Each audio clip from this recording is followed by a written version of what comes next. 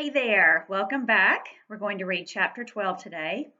Yesterday, the hot question was how would this story be told differently if it were told from Harlem's point of view? I thought that was really a fun question.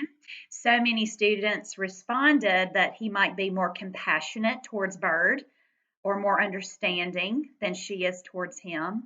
Maybe he would reveal some of his own insecurities about having to leave his home or not being able to fit in well at school. Might shed a little more light on his situation. So if I were back in the classroom, that would definitely be the assignment that we would have for writing this week if we were reading the novel.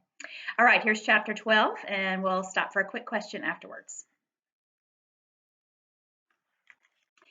Miss Delphine raised her eyebrows.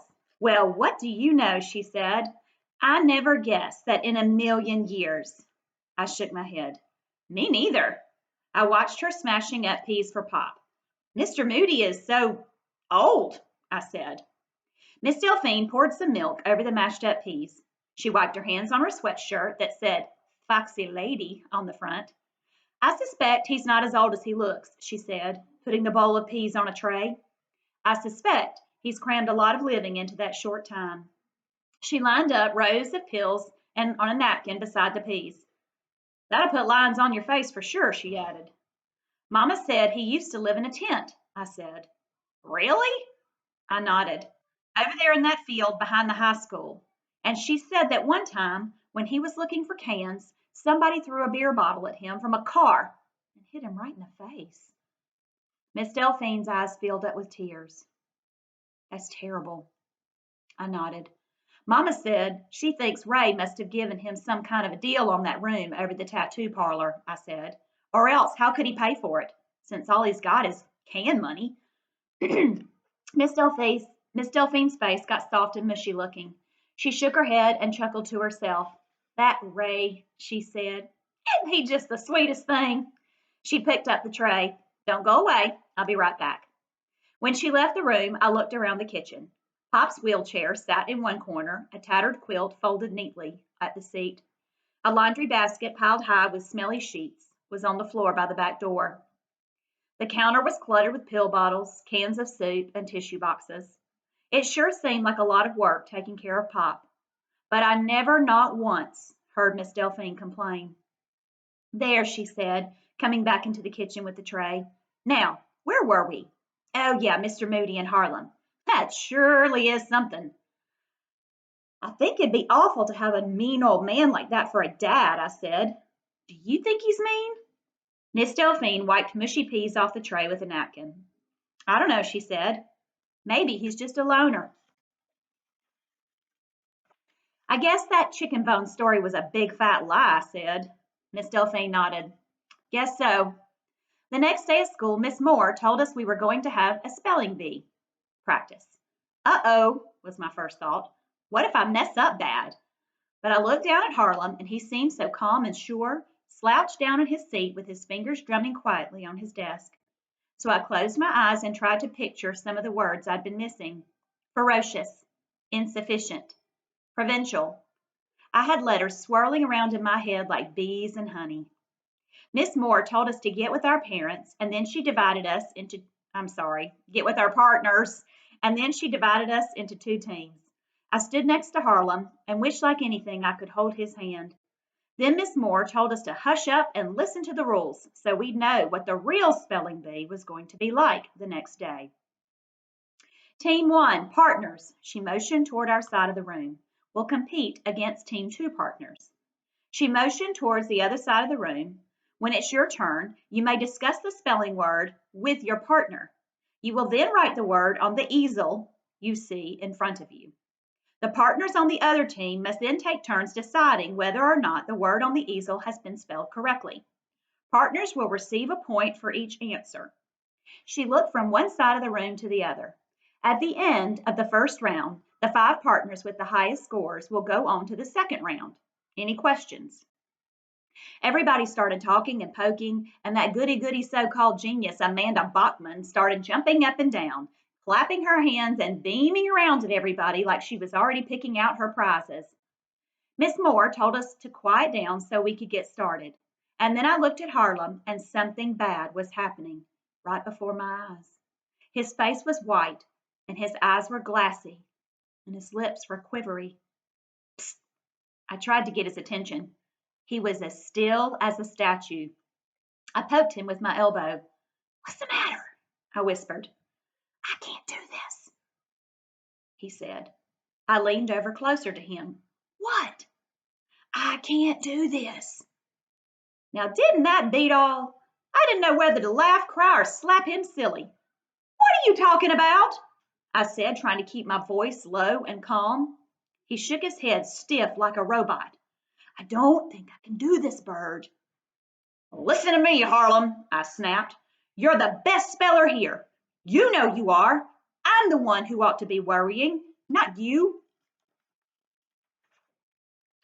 But I could tell my words weren't getting through to him because he just stared at that easel with his face getting whiter by the minute. Then he raised his hand and waved at Miss Moore and said, "I don't feel good." Everybody looked at him, and some kids laughed. The next thing I knew, he was gone, and I was left standing there wishing I was a bird so I could fly right on out the window. I shoved the door of the tattoo parlor open and stormed inside. "Where's Harlem?" I said. Ray came out of the back room. "What's the matter? Is Harlem up there?" I jerked my head towards the stairs. I think so." I started for the stairs and Ray said, "Whoa now, I think you better count to 10 first." But I ignored him and stomped on up the stairs. Before I got to the top, Harlem came out of Mr. Moody's place and sat on the top step. "What did you do that for?" I hollered up at him. He rested his elbows on his knees and put his chin in his hands. He wouldn't look at me. I didn't feel good," he said. "That's a lie." He still wouldn't look at me, and I felt my face getting hotter by the minute. "I had to stay there and spell by myself, and I messed up after only 2 words." He finally looked at me. "What word did you miss?" I shoved him with both hands, making his feet fly up and his hands flail out and his mouth drop open in surprise. "You said you wanted to win that spelling bee," I yelled. "Well, I do too, okay?" He hung his head like a little kid. "I can't do it," he said. "Why not?" He shook his head. "I just can't." I closed my eyes and took a breath. Then I sat on the step next to him. I made my voice come out as calm as I could.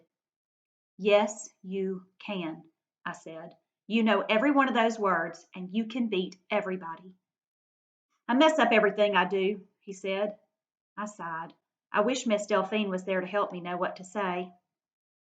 "We can win this spelling bee," I said. "I know we can. And then we get those prizes." He shrugged. "What prizes are you going to pick?" I said, trying to make my voice sound like someone who can win a spelling bee. "I don't really care about them prizes." When I heard that, my insides started to boil up, and I wanted to holler at him. But when I saw his face, I changed my mind. He looked like somebody had thrown a blanket of sad over him. I hadn't a lot of patience being a friend, but I knew enough to know he didn't need to be hollered at. "Seems like I can't do nothing right anymore," he said. "Come on, Harlem," I said. "You can do this. You're a real good speller." I watched his face, but I couldn't tell if anything was changing inside his head. "Besides," I added, "I need you. I can't do this without you." He shook his head. "I don't think I can." "Come on, I'll help you. We're partners, remember?" I nudged him on the shoulder. "And just think, when you win, you'll be like a hero or something. And just think, everybody will say how smart you are." I nudged him again. "Especially your daddy," I added. I waited. I could hear Ray rustling the newspaper down in the tattoo parlor. The smell of bacon seeped from under Mr. Moody's door, making my stomach growl. "Okay," Harlem said. "I'll try." I let out a breath with a whoosh and slapped Harlem's knee. "Okay," I said. "Okay." "That's good," I stood up. "I'm starving. I'm going home for supper, and I'll see you tomorrow." I started down the stairs, but before I got to the bottom, Harlem called out, "Bird!" I turned. "What?"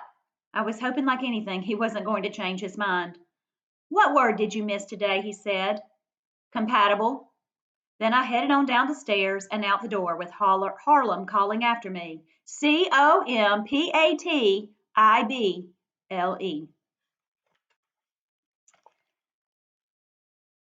Okay, here's your question for today.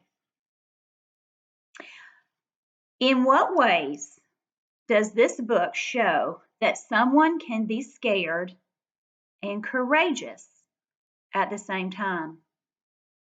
And what does that tell you about their courage? Here's the question one more time. In what ways does the book show that someone can be scared and courageous at the same time? What does that tell you about courage? Both the main characters have been scared and courageous to stand up in front of their peers to do things that they've done.